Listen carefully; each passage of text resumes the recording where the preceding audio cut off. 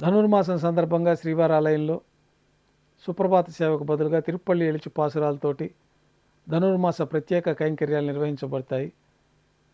బంగారు వాకిల్లో తిరుప్పల్లి ఎలిచి పాసురాలను పఠిస్తూ ఉండగా ఏకాంత సేవలో ఉన్న శ్రీ కృష్ణస్వామివారిని మేల్కొల్పి జీవస్థానంలో ప్రతిష్ఠించి దారోష్ణమైన గోక్షీరము నవనీతము నైవేద్యంగా సమర్పించి ధనుర్మాస విశేష కైంకర్యాల్లో భాగంగా తోమాల సేవ ప్రారంభమవుతుంది.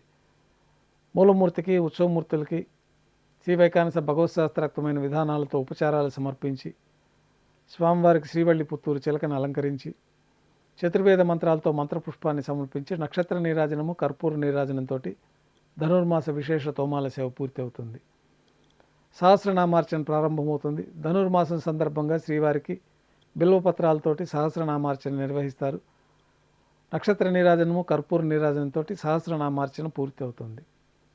ధనుర్మాస విశేష నైవేద్యాల్లో భాగంగా బెల్లం దోశ, పొంగలు, సుండలు మొదలైన ప్రత్యేకమైన ప్రసాదాలు ఘంటానాదం మధ్య ధనుర్మాస విశేష నైవేద్యంగా సమర్పించి సాతుమర పూర్తి అయిన తర్వాత నిత్యకట్ల కైంకర్యాలు ప్రారంభమవుతాయి.